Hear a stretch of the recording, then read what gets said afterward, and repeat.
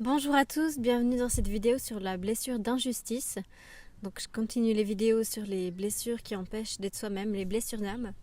On a déjà vu les 4 premières, maintenant c'est autour de la blessure d'injustice qui est celle qui s'éveille le plus tard, donc entre 4 et 6 ans, au moment où l'individualité, où l'ego commence à se construire plus solidement. C'est une blessure qui se vit avec le parent du même sexe et qui est très liée à la blessure de rejet. Je vous rappelle qu'on a tous les 5 blessures, mais qu'on a certaines blessures qui sont plus fortes que d'autres. Et la personne qui va souffrir d'injustice va avoir un parent du même sexe qui va aussi souffrir d'injustice et qui va lui transmettre cette blessure. Les blessures sont toujours transmises de génération en génération par les parents, notamment. Donc, comment se crée la blessure d'injustice ? C'est une blessure qui en fait est en lien avec toute la question de la perfection et de la justice. Un parent qui crée une blessure d'injustice chez son enfant, c'est un parent qui va projeter sur lui le fait que ça va être un enfant parfait, qui va être droit, qui va voilà, l'enfant vraiment beau, qui ressent pas d'émotions négatives. Enfin, c'est un parent qui lui-même est très peu en lien avec ses émotions et donc son humanité, le fait qu'il a le droit d'être triste, d'être en colère, d'être fâché, d'être honteux, toutes ces émotions-là, le parent qui vit lui-même de l'injustice ne s'autorise pas à les vivre et n'autorisera pas son enfant à les vivre. Donc en fait, il va projeter sur son enfant cette envie que cet enfant soit parfait. Et du coup, l'enfant qui va avoir une blessure d'injustice qui va se créer, va ressentir une pression de la part de son parent d'être d'une telle ou telle manière qui ne va pas correspondre à ce qu'il est en fait profondément, à son âme. Donc quand il construit son ego, cette couche qui est devant celle de l'âme, l'enfant qui a cette blessure d'injustice, en fait, il construit un ego qui ne correspond pas à son âme. C'est-à-dire qu'il va vouloir être parfait, il va vouloir faire des bons choix, les choix justes, et il ne va pas non plus accepter qu'il ressente des émotions négatives comme la colère, par exemple. Donc il y a vraiment cette distanciation avec le soi profond, l'âme, et l'enfant croit qu'il n'a pas le droit d'être lui-même. Et du coup, il va construire un masque qu'on appelle le masque du rigide, qui correspond au fait d'avoir des comportements qui sont liés à une image parfaite d'eux-mêmes. Parfaite, qui donc ressemble à un robot, qui fait que, en fait, on a très peu accès. Les personnes qui portent un masque du rigide, la plupart du temps, sont des personnes qui sont très rigides, c'est assez logique, dans le sens où elles manquent vraiment de souplesse. Elles vont vouloir que les choses soient comme ça, dans leur manière de s'alimenter, dans leur manière d'être en lien avec les autres, dans leur manière de gérer l'argent, dans leur manière de mener leurs projets, leur vie. Ils vont être très très dans le contrôle, mais contrairement au masque du contrôlant, ce sera un contrôle qu'ils vont exercer sur eux-mêmes. Les contrôlants qui ont une blessure de trahison vont vouloir contrôler l'environnement, alors que les rigides vont avoir tendance à se contrôler eux-mêmes. Donc au niveau de la morphologie, l'enfant qui souffre d'injustice et qui porte le plus souvent un masque du rigide va avoir un corps droit, très en rigidité, le plus parfait possible, souvent avec des vêtements qui serrent bien la taille, tout bien clean, tout bien parfait, même si ça ne correspond pas à ce qu'ils auraient envie d'être. S'ils ont envie de se faire des piercings et d'être un peu hippie, non, ils ne vont pas se l'autoriser.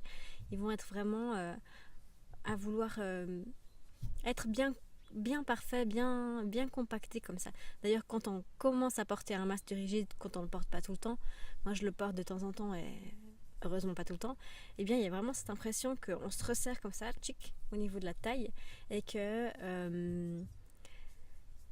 qu'on bloque un peu les émotions et on se dit allez, maintenant je vais être parfaite, je vais manger sainement, je vais faire du sport tous les jours, voilà. C'est ce genre de morphologie, c'est ce genre de posture et de manière de se vivre dans son corps. Donc c'est des personnes qui sont très rigides et aussi qui bloquent souvent les émotions. Donc elles portent souvent du noir, Elle sert aussi à la taille au niveau du plexus solaire, qui est le centre des émotions, pour ne pas ressentir. Donc c'est des personnes qui vont souvent donner une impression de froideur, bien que ce soit exactement ce dont elles ont peur en fait. Elles ont eu justement des parents qui étaient rigides et froids, et du coup elles veulent absolument pas faire revivre ça à leurs propres enfants ou dans leur relation avec les autres. Elles ont envie d'être tous sauf rigides, distantes et froides. Pourtant c'est exactement ce qu'elles sont quand elles portent leur masque, ce qui est dommage, et c'est pour ça qu'on va apprendre ensemble à reconnaître ce masque. Donc comment est-ce qu'on peut le reconnaître, ce masque? C'est justement cette rigidité qu'on va mettre dans tous les comportements du quotidien.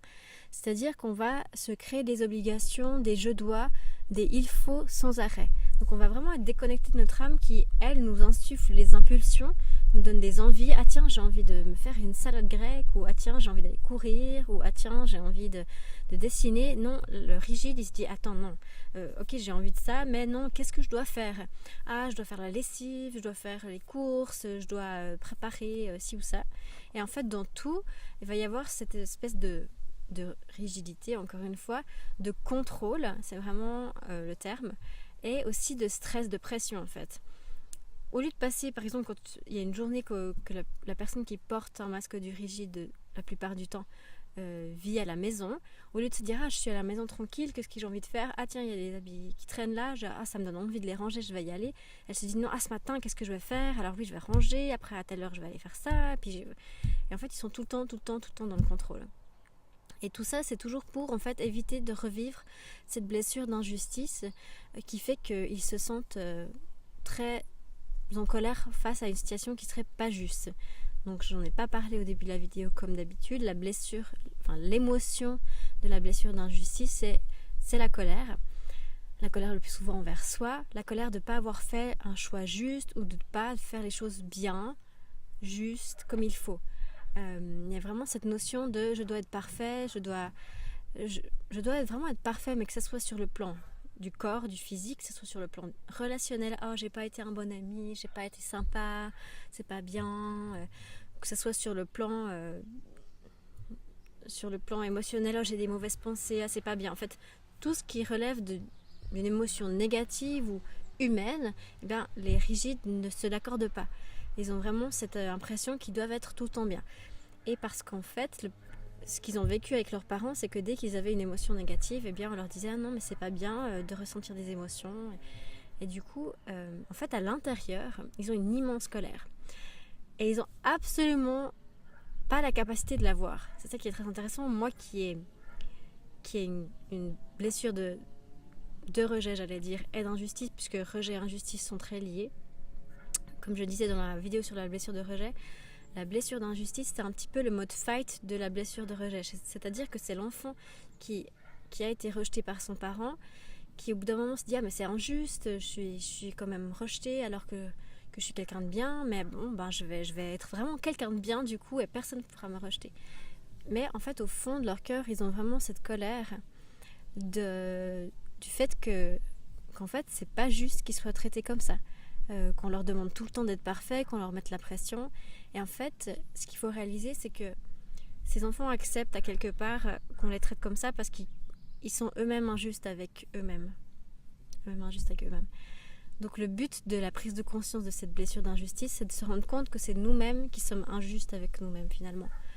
C'est comme ça qu'on peut se dépasser ça en fait. On a tous le droit de ne pas être content, d'avoir des émotions négatives, de ne pas être parfait. Et ça, c'est pas facile à réaliser, à comprendre peut-être, mais à réaliser pleinement pour une personne qui porte un masque de rigide. La plupart du temps, c'est très difficile à réaliser. Donc voilà, c'est des personnes qui sont injustes avec elles-mêmes et injustes avec les autres en fait. Donc elles vont être très intolérantes à tout ce qui n'est pas parfait. Donc que ce soit quelqu'un qui est un peu rond, ou si elles ont un parent qui est rond, ou qui voilà. Par exemple, elles ne comprennent pas pourquoi les personnes qui portent un masque de masochiste, le masque du masochiste, qui ont une blessure d'humiliation, ne font pas un régime. Ils ne comprennent pas pourquoi ils ne se contrôlent pas un peu, et puis qu'ils se motivent un peu, puis je les cancers comme ça, et puis on fait les choses pour que ça soit parfait, Ils comprennent pas comment on peut ne pas faire ça. Et voilà, ils sont vraiment intolérants, même au sein d'une équipe, par exemple, de professionnels. Le rigide va tout le temps être celui qui va voir ce qui va pas et qui ne va pas le tolérer. Donc, il va avoir beaucoup de mal à avoir des relations harmonieuses avec ses collègues. Ce que j'ai pu vivre par le passé, d'ailleurs. Parce qu'il se met tellement de pression à lui-même pour être parfait qu'en fait, il va en mettre à ses collègues et il va être intolérant. Et du coup, au niveau de la communication avec les autres, c'est très difficile parce que si vous êtes face à une personne rigide, vous êtes face à quelqu'un qui va être extrêmement jugeant, extrêmement critique et qui va être complètement intolérant et qui du coup ne vous laisse aucune place pour votre humanité. Donc c'est très compliqué. C'est une personne quand on porte notre masque du rigide, on ne supporte pas ce qui est injuste. Donc avec tout, par exemple moi ici je vis en communauté avec des autres et si je portais mon masque du rigide, je serais souvent challengée par le fait qu'on partage pas de manière totalement juste, équitable on va dire, les dépenses, qu'il y a certains qui mangent plus de pâtes que d'autres. Enfin, si on est vraiment en train de porter notre masque du rigide, c'est des choses qu'on peut trouver très agaçantes et qui en fait vont nous mettre en colère parce qu'on se dit mais c'est pas juste, moi je paye plus que les autres, ou moi je fais plus la lessive que les autres, ou moi je fais plus le ménage. Enfin, ça c'est la blessure d'injustice et elle est exacerbée, cette attention pour la justice, elle est exacerbée quand en fait on a des blessures qui datent de l'enfance, où on a vécu des injustices et qu'en fait on n'a pas réglé encore émotionnellement toutes ces situations où on a vécu des injustices. C'est pour ça que dès qu'il y a une petite injustice, c'est une réaction de l'ego qui est exacerbée, où on va très très vite se mettre en colère. Donc ça peut être des personnes qui vont, quand elles portent leur masque souvent, ou quand elles portent leur masque, être un peu radin, parce que y a ce côté, je veux que ça soit juste. Donc si on va au restaurant et qu'il y a une addition qui est partagée, il y aura souvent le rigide qui va dire non mais moi j'ai quand même pas pris un plat aussi cher, donc j'aimerais payer ma part. Enfin, qu'il est très très, tout doit être juste en fait. C'est quelqu'un qui est très très très travailleur, qui va toujours avoir cette envie de bien travailler pour que tout soit bien fait, bien juste. Il a beaucoup de mal à se reposer, à avoir du plaisir pour certaines choses, à juste dans une journée avoir un moment où il fait rien. C'est assez difficile parce qu'il se met une pression pour être parfait tout le temps et que pour lui le plaisir c'est pas dans les valeurs de la perfection, donc c'est pour lui difficile de se reposer et du coup il va être très sujet au burn-out. Il peut facilement faire un burn-out parce qu'il se met tellement de pression et il s'accorde aucun plaisir, aucun répit. Donc c'est vraiment quelque chose de compliqué. Ce qui est différent du stress et de la pression que peut se mettre le contrôlant qui veut réussir, le rigide va vouloir faire les choses pour qu'elles soient parfaites. Donc par exemple, moi je me souviens quand j'étais à l'université, je faisais des résumés et j'écrivais mes notes pour qu'elles soient vraiment parfaites, pour qu'il n'y ait aucune information qui manque. Et en fait, j'étais pas forcément orientée résultat, mais j'étais orientée, mes notes sont parfaites, nanani. J'avais une copine qui faisait l'uni, qui a fait l'uni un peu plus tard, et j'avais remarqué qu'en fait, elle s'en fichait d'avoir des résumés bien faits ou même de les avoir faits elle-même. Ce qui comptait pour elle, c'est que ça soit qu'en fait qu'elle réussisse l'examen, puis qu'elle comprenne la matière. Mais le côté parfait du truc, elle s'en fichait. Et c'est vrai que ça m'avait montré que j'étais quand même bien perfectionniste et bien rigide. Qu'est-ce que je pourrais rajouter encore ? C'est une personne qui, de par ce qu'elle a vécu pendant son enfance, ce besoin, cette pression des parents pour qu'elle soit parfaite ou parfait, en fait, il aura tendance à beaucoup se comparer aux autres et à envier les autres.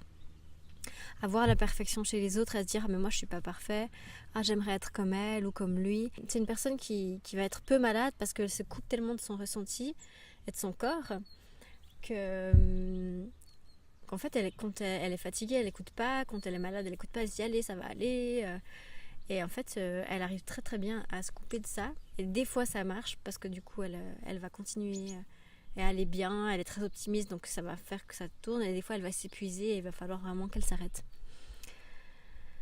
Au niveau de la sexualité et du couple, c'est souvent difficile pour les personnes qui souffrent d'injustice parce qu'elles sont justement, comme je le disais, très coupées de leur corps. Et du coup, elles vont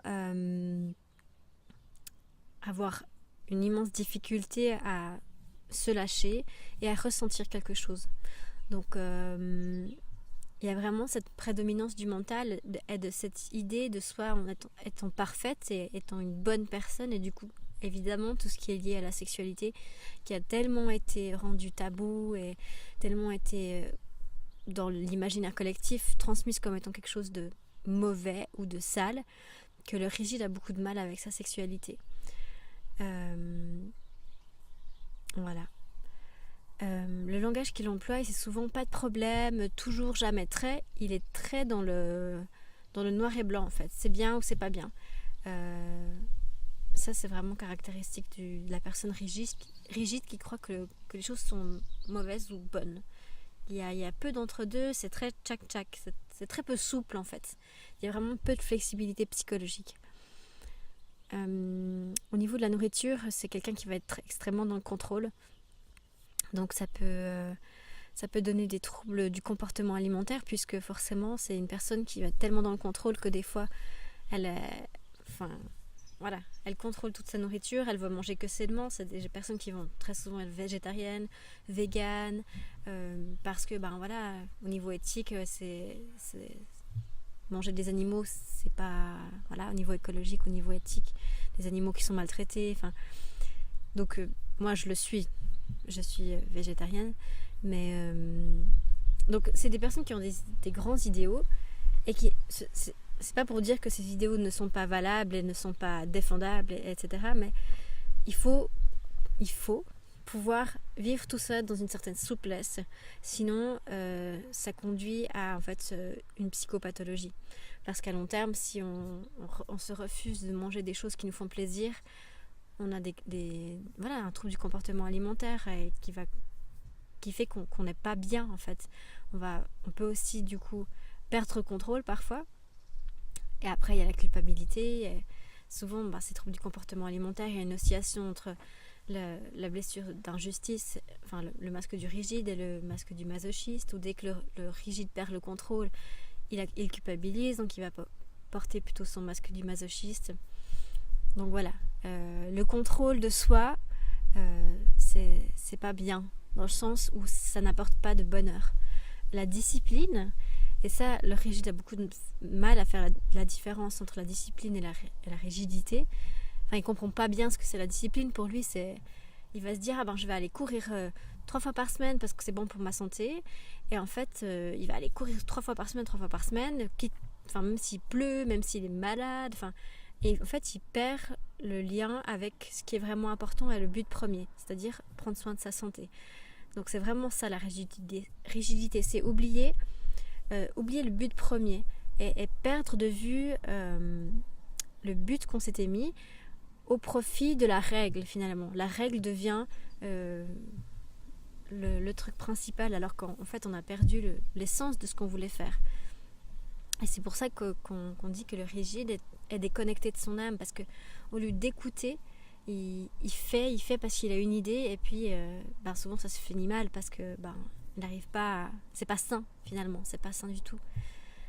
Donc c'est des personnes qui auront beaucoup de maux de tête au niveau des manifestations somatiques, des tensions dans la mâchoire, des articulations peu souples, parce que forcément ils sont tout tendus comme ça constamment, la nervosité, les insomnies. Comme je vous disais, moi mon expérience personnelle, elle m'a montré que j'avais parfois tendance à porter ce masque du rigide, parce que j'ai vécu ça avec ma mère, donc ça se vit avec la personne du même sexe, le parent du même sexe, cette pression de vouloir être parfaite, de vouloir réussir dans tout, et c'est vrai que c'est difficile. C'est difficile de vivre ça et de réaliser qu'en fait on est très injuste avec soi-même quand on se demande la perfection, et qu'en fait ça ne nous rend pas du tout des bonnes personnes. Au contraire, l'amour, c'est ça qui nous rend vraiment bon, dans le sens où on agit par amour envers soi, alors on agit par amour envers les autres. Le rigide n'agit pas par amour envers lui-même, il agit par devoir.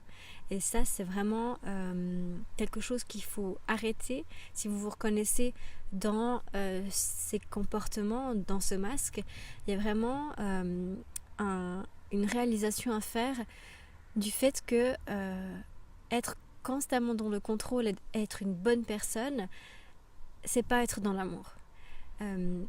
Ce masque du rigide, il est très valorisé par la société. On nous met une pression immense. Je pense notamment aux femmes, au niveau de notre corps, de notre allure, de réussir être une super maman, mais en même temps réussir sa carrière. Enfin, il y a vraiment toute une pression dans notre société pour être la femme parfaite. Et il y a aussi ça chez les hommes, bien évidemment. Mais je suis une femme, donc je parle de mon expérience là. C'est vraiment très délétère en fait de vivre sa vie de cette manière. Tout le temps stressé, tout le temps sous pression, tout le temps en train d'essayer de correspondre à un idéal qu'on s'est mis là, alors qu'en fait l'idéal de nous-mêmes, c'est oser exprimer son âme à chaque instant telle qu'elle est là. C'est oser vivre sa colère, parce que la colère qui découle du sentiment d'injustice, elle est souvent valable. Quand on se dit c'est injuste, c'est qu'il y a une émotion qui doit être validée, et après on peut voir ce qu'il en a de la situation.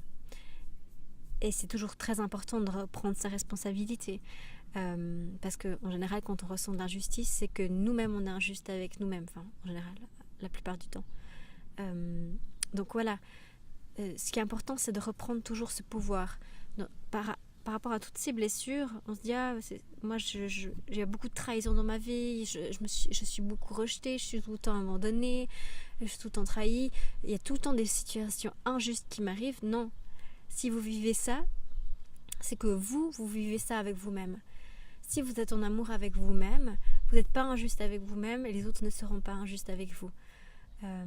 C'est vraiment ça qu'il faut comprendre, c'est que tout est en notre pouvoir.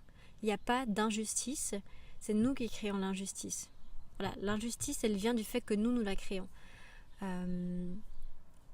Si vous pensez que c'est injuste que vous soyez né dans telle famille, avec tel parent, ou que vous ayez vécu telle situation à un travail, non, c'est pas injuste en fait. C'est vous qui avez créé ça en étant injuste avec vous-même. Dieu est amour, ça veut dire que si vous êtes amour avec vous-même, puisque vous êtes Dieu, eh bien, ça vous est renvoyé en fait. Si vous vivez de l'injustice, c'est que vous envoyez la vibration de l'injustice. Donc voilà. Je crois que j'ai fait le tour de cette blessure. C'était la dernière des 5 blessures qui empêchent d'être soi-même. Je rappelle que c'est des vidéos que j'ai fait en lien avec les articles que j'ai écrits sur Dieu et sur l'ego sur mon blog, que je vous invite donc à aller lire. Le but, c'est de réaliser, de prendre conscience qu'on porte ces masques, et de, quand on en prend conscience, se donner de l'amour et revenir à l'amour et à écouter son corps et son âme. Ce qu'elle vous dit maintenant, c'est repose-toi, c'est aime-toi, et écoutez ce que votre âme vous dit et faites-le. Et comme ça, vous pourrez vibrer l'amour et recevoir de l'amour dans votre vie.